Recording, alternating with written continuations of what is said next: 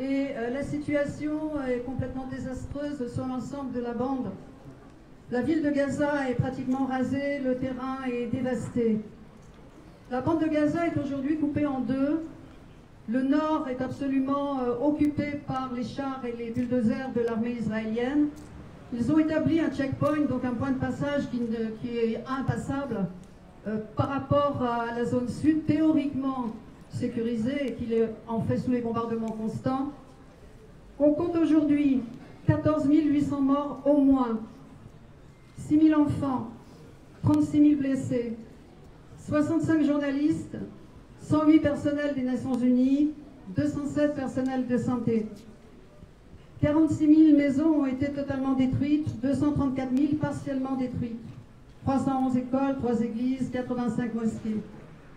26 hôpitaux sont incapables de fonctionner et 55 cliniques. Et 1 700 000 personnes ont été déplacées de force vers le sud de la bande de Gaza. On a appris hier que le directeur de l'hôpital Al-Shifa, le plus grand hôpital de la ville de Gaza dont on a déjà parlé et qui a été évacué par les forces israéliennes récemment, que ce directeur avait été arrêté. Ce directeur qui est resté sous les bombes, qui est resté avec son personnel pour essayer de sauver les derniers patients qui étaient coincés dans l'hôpital. Il a donc été arrêté, il est interrogé par la sécurité intérieure israélienne. Mais ce qui est nouveau aujourd'hui, c'est qu'il y a une trêve. Alors, la trêve, elle a commencé à 6 h ce matin, et à 5h45, la ville de Gaza a été bombardée.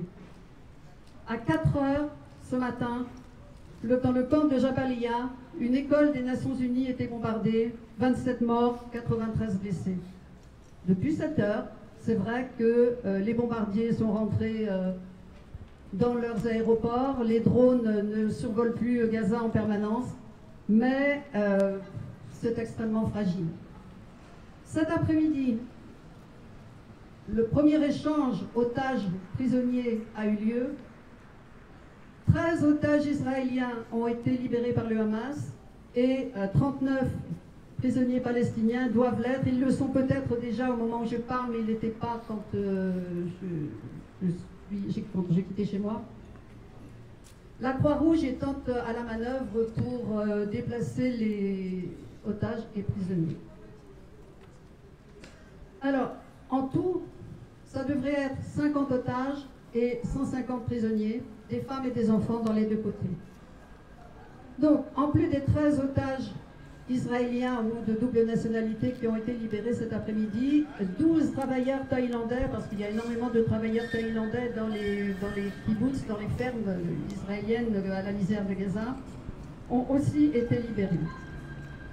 Mais cette trêve, je vous disais qu'elle est fragile, parce que tout de suite, le chef d'état-major israélien a fait des déclarations incendiaires en disant que ça n'était qu'une petite pause, 4 jours, ça irait peut-être jusqu'à 10, un jour de plus pour 10 otages de plus libérés, etc.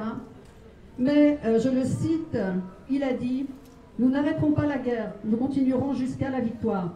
Prendre le contrôle du nord de la bande de Gaza est la première étape d'une longue guerre. » Il prévoit en effet, à la fin de la trêve, de recommencer à bombarder et à massacrer pendant au moins 2 mois. Et en attendant, les soldats restent sur leur position dans le nord de la bande de Gaza. La trêve, ça veut dire aussi que le point de passage de Rafah est ouvert, donc au sud, vers l'Égypte, et que l'aide humanitaire rentre enfin. Elle rentrait au compte-gouttes, on le disait encore la semaine dernière. Cette fois, ce sont des centaines de camions qui vont pouvoir entrer.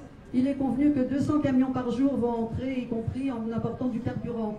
Vous savez que comme les Israéliens ont coupé l'électricité à Gaza, les Gazaouis se reposent sur les générateurs. Mais comme il n'y a plus de carburant, il n'y a plus de générateurs. Donc il n'y a plus à la fois dans les hôpitaux, mais même simplement il n'y a plus d'électricité. Donc ça va peut-être permettre un petit soulagement, un réel soulagement, je pense, aux populations qui sont dans une situation de blocus total depuis le 9 octobre. On peut se demander pourquoi la trêve? Pourquoi, après 48 jours de bombardements incessants et de combats au sol très violents dans la partie nord de la bande de Gaza, Pourquoi finalement les deux côtés ont-ils accepté cette trêve? Je pense que le fait qu'on soit dans une société de l'image a joué. À force de voir les destructions massives de la bande de Gaza, à force de voir les enfants mutilés, massacrés, à force de voir les bâtiments totalement détruits, l'opinion publique internationale a monté en puissance pour dire son opposition à cette guerre et son exigence du cessez-le-feu. Et puis, Netanyahou est très contesté en Israël. Il est considéré par 80% de la population comme responsable de la situation.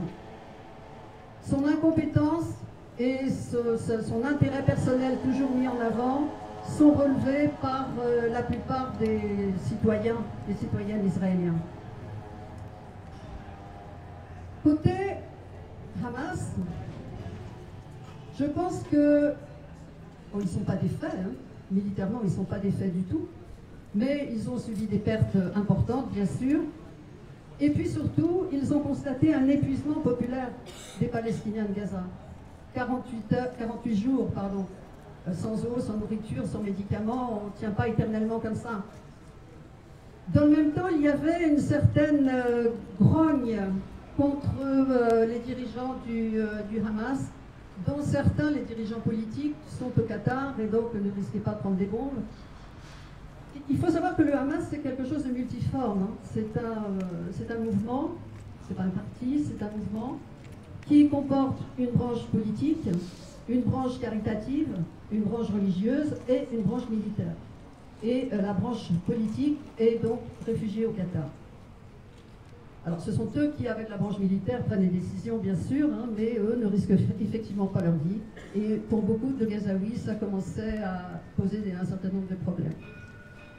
Des analystes disent d'ailleurs que c'est en partie à cause de leur perte de vitesse que le Hamas a lancé son attaque extrêmement meurtrière contre Israël le 7 octobre pour se positionner comme seul acteur efficace, entre guillemets, de la résistance à l'occupation. Et puis surtout, le Hamas a décidé cette opération pour prendre des otages, c'était le but essentiel de l'opération, afin de les échanger contre des prisonniers, ce qui se fait aujourd'hui. Les prisonniers en Palestine, c'est le cœur de la question de Palestine avec les réfugiés. Il y en a 7000 à peu près, dont énormément sont sans procès, détenus au secret on ne sait où et pour des durées absolument effarantes. Chaque famille palestinienne a eu des membres emprisonnés à un moment ou à un autre. Parmi les 7000 prisonniers, il y a environ 200 mineurs et dans le dernier mois, 3000 donc se sont ajoutés aux presque 5000 qui étaient déjà là. Toutes ces contingences diverses ont amené à une réflexion de toute évidence pardonnez-moi, à une réflexion assez approfondie et à la décision donc de négocier. Enfin, les négociations, elles sont tout le temps en cours. Hein. Le Hamas est déclaré terroriste par Israël, bien sûr, n'empêche que le Hamas parle avec Israël tout le temps, hein, y compris dans d'autres types de périodes.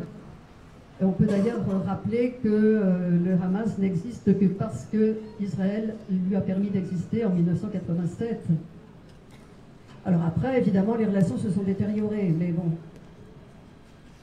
L'autre élément, je pense, qui a joué pour cette trêve et pour le fait que beaucoup d'États de la communauté internationale ont fait pression sur les autorités israéliennes, c'est la pression populaire. C'est que dans tous les pays du monde, dans le sud global, comme on dit maintenant, ou bien dans les pays occidentaux, en Asie, etc., on a vu des manifestations gigantesques en soutien au peuple palestinien de Gaza. Et on l'a vu en France.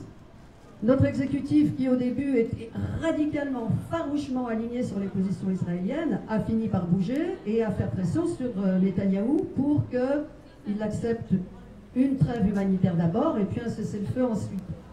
Donc je pense que ici à notre toute petite mesure, mais nous avons, citoyens, citoyennes du monde, nous avons joué un rôle pour amener à ce fléchissement des autorités israéliennes.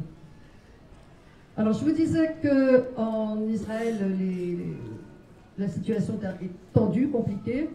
Les familles des otages ont mobilisé une partie conséquente de la société israélienne contre le gouvernement, encore une fois parce qu'ils le tiennent pour responsable de ce qu'a fait le Hamas le 7, en fait. Enfin, de l'offensive, en tout cas. Et puis, il y a l'autre côté, c'est que l'armée et les ministres les plus à droite du gouvernement sont extrêmement fâchés de la libération des prisonniers. Par contre, il est tout à fait intéressant de constater que côté palestinien, ça bouge. Vous savez que l'autorité palestinienne, qui aurait dû être le gouvernement d'un État, c'est le gestionnaire d'un proto-État qui fait de la coopération sécuritaire avec Israël et qui est donc complètement discrédité dans la population palestinienne. Et le chef de l'autorité palestinienne, c'est le vieux Mahmoud Abbas, qui s'accroche au pouvoir comme un brick à son rocher, hein, on dit chez nous, hein, et qui n'a pas accepté d'élection depuis très longtemps. Et maintenant, la pression se fait sur l'autorité palestinienne pour remplacer Mahmoud Abbas. Et j'entendais tout à l'heure qu'un nom apparaît, qui est celui de Marwan Barghouti. Alors Marwan Barghouti, je pense que certains d'entre vous le connaissent, c'était un dirigeant du Fatah, donc le parti laïque qui est au pouvoir dans l'autorité palestinienne en Cisjordanie occupée. Et Marwan Barghouti a été kidnappé à Ramallah en 2002, condamné à 4 fois la prison à vie, plus 40 ans des fois que, pour avoir été un des dirigeants de la deuxième intifada dans les années 2000. Donc il est en prison depuis. Et c'est quelqu'un qui a réussi toujours à faire l'unité politique. Puisque quand on avait envisagé des élections présidentielles il y a 2-3 ans, on avait pensé que du fond de sa prison, il pouvait être candidat. Et le Hamas, qui n'a rien à voir avec le Fatah, le Hamas avait donné son accord pour la candidature de Marwan Barghouti. Donc il n'est pas impossible que dans les échanges à venir, puisqu'il y en aura au compte-gouttes sans doute, hein, mais il y en aura, on voit apparaître une solution politique qui conviendrait aux grandes puissances, on va dire, qui conviendrait modérément à Israël et qui conviendrait certainement aux Palestiniens. Pendant ce temps-là, en Cisjordanie, la répression de l'armée continue de manière extrêmement violente et les colons sont complètement déchaînés. Ils sont sûrs de l'impunité. Donc pourquoi s'arrêter? Pourquoi ne pas frapper, massacrer, tuer, détruire, etc. Ils sont appuyés par l'armée, qui, dit-on, est l'armée la plus morale du monde, hein, j'ai mis toutes les guillemets. Et puis aussi le Liban. Le Liban s'enflamme un peu au sud, hein, le sud qui est donc frontalier avec Israël. Et le Hezbollah commence à monter un peu en puissance. Et je pense que c'est aussi une des raisons qui ont amené à cette trêve, à cette évolution qui peut paraître positive, mais qui... Enfin, il ne faut pas se leurrer, hein, c'est pas ça qui va radicalement changer les choses. Ce qu'il faut impérativement, c'est un cessez-le-feu, comme nous le disent nos petits camarades derrière. Et on n'est pas très nombreux ce soir. Je pense que la trêve a joué son rôle dans le fait que moins de Brestois-Brestoises soient là. Mais il faut absolument maintenir la pression. C'est par la pression qu'on a réussi ici à faire bouger les lignes. Il faut absolument ne pas lâcher. Il faut continuer d'accompagner les Palestiniens de Gaza et de Cisjordanie dans leurs revendications pour la liberté, pour la dignité, et puis dans l'immédiat pour l'arrêt du massacre à Gaza. Je vous remercie pour votre attention.